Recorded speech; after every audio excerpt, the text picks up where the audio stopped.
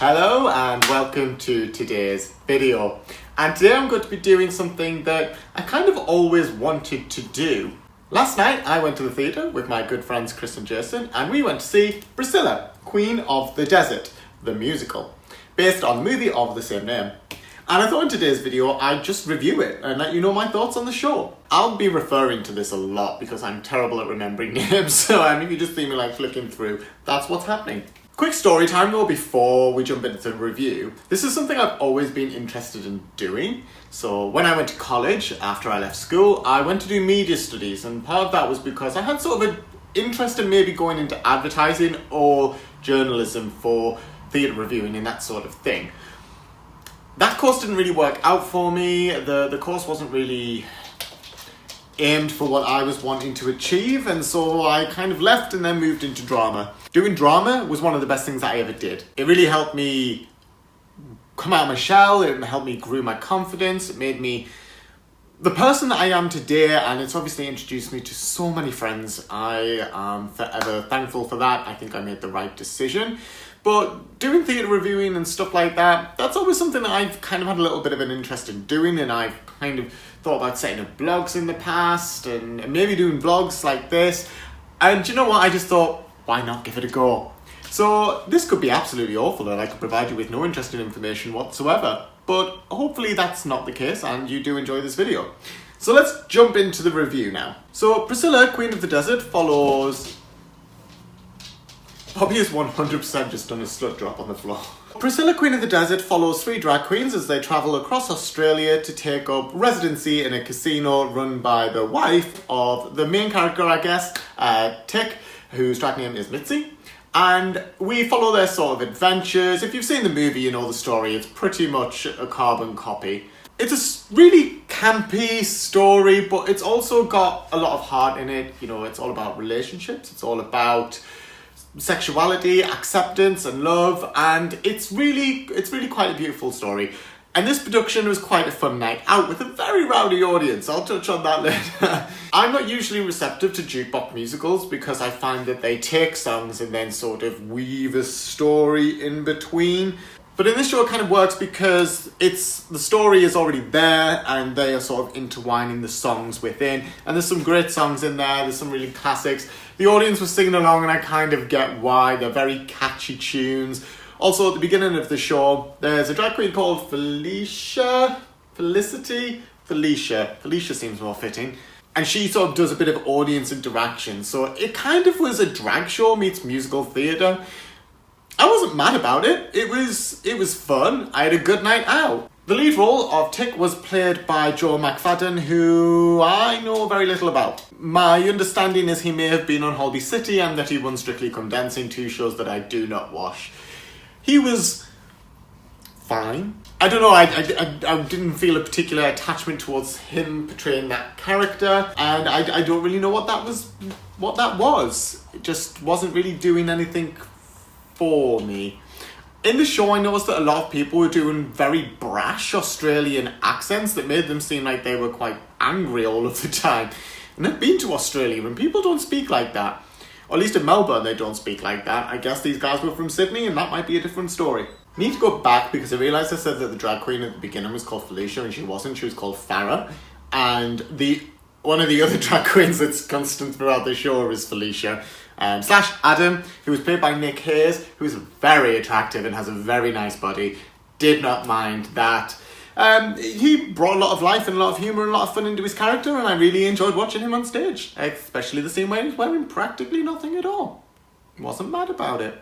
I think the standout for me was Miles Weston, who was portraying Bernadette. I love it when an actor just makes you fully believe that they are the character that they're portraying and that there's no question.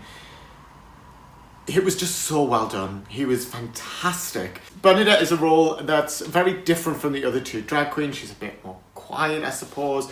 I think that's because her journey as a transgender woman is probably very different from two gay men who are drag queens. And I just loved everything about his characterizations. It was sublime. I could have watched a full show of him being Bernadette and nobody else there. This is also a fantastic show for Ensemble because they are there pretty much throughout They play different characters throughout the show as they visit the different towns. And they must be doing so many quick changes, and the costume changes in this cannot be easy at times because there's some fantastic costumes. They are wacky, wild, it's full drag at its campest, and bravo to the costume designers because they just were fantastic. Choreography was good. I'm not a dancer, so I don't feel particularly comfortable reviewing choreography because I have no technical experience whatsoever. I can follow choreography. Whether I can do it well is a completely different thing, and my actual understanding of dance as well is not maybe as strong as my understanding of acting and maybe an element of music. I'm not trained, but I feel like I know sometimes what I'm on about. There were times at the beginning where I did notice a couple of people who were out of time with what everybody else was doing, but that kind of faded away. And I'm going to put that down to it being a Saturday night show. They'll have had a long week, they'll have been busy, they'll have been tired. So I can forgive that. I've been there, I know what that's like. There were 2 moments in the show where I just thought, wow, that was really well staged, that was really well put together and conceived. And the first one is what I'm going to refer to as the ping pong ball scene. Quite a famous scene. That was really well done. I think obviously everybody knows what's going on, but the way that it was staged really was effective. I loved that entire production. That was fabulous. And then also the final number where the Queens finally get to the casino and they're doing their show, and we sort of go through each of the songs that they've done throughout the show and then get to the big finale. And yeah, it was fantastic. I thought that the way that they did it was really clever. The costume changes still though must have been, throughout this show, people were going off stage and then coming back on in a completely different, fantastic camp outfit within like no time at all. And also, we were sat in the upper circle, so if anyone has seen the show in the front rows, please tell me what the makeup looks like, because people go off stage wearing no makeup at all and then come on in full drag in like 30 seconds. That cannot be good makeup. I mean, again, no expert in makeup, but I feel like you need a bit more time.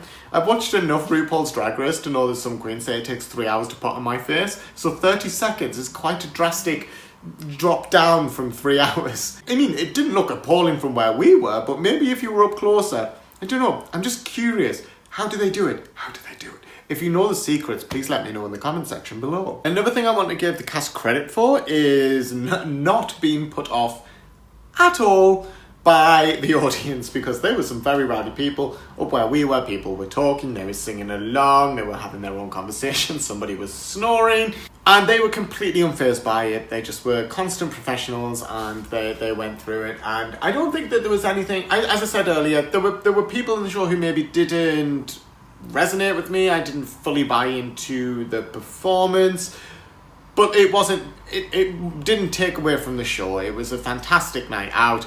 I'd highly recommend it. I do not know where it's on tour. I could have maybe looked that up. I didn't. I think it might have been the last night in Nottingham when we saw it. So, sorry if you're in Nottingham and you're wanting to go see it. But if you've got access to travel, see the world, explore. Ultimately, when I go to the theatre, I want to leave smiling. And I want to have seen good performances, fantastic costumes, some good direction, and some scenes that really make you go away and want to tell other people about this fantastic piece of theatre that you've seen, and that's what I got. Priscilla Queen of the Desert might not be everyone's cup of tea. It is very campy, it can be quite in your face at times, but it's got a lot of heart, and it's got a lot of fun.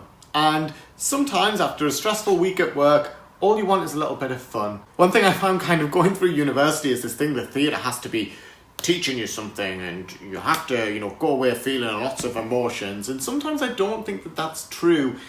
And also I think sometimes you can learn without having to feel miserable or contemplative afterwards. Sometimes you can go away having a good time, and actually that message sinks in more because you actually enjoy yourself, you feel good, and you want to spread the good word. That's just my feelings on theatre. I know different people are obviously entitled to different opinions, and they're not necessarily wrong. It's just, for me, theatre can be more than one box, and that's the beauty of it. And I think that's always been my attraction to the theatre. It's not just one thing, and it can make you feel a lot of emotions, and it can make you have a really good time.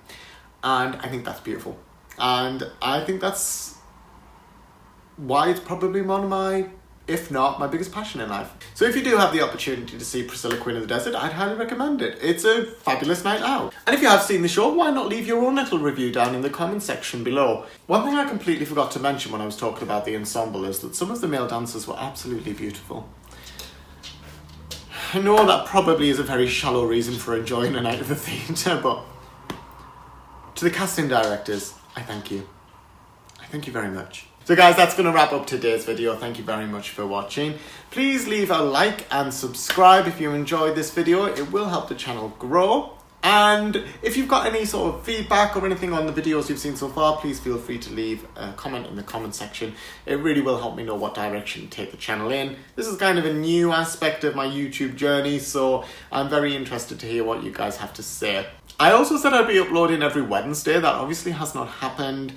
I would like to sort of keep to one video a week. Wednesday might be a bit of a push, but we'll see how we go. I'm going to try and have some form of structure. I just do not know what that is yet, but I'm working on it. But thanks for your support and thank you for watching, and I hope you have a fabulous week. Bye now.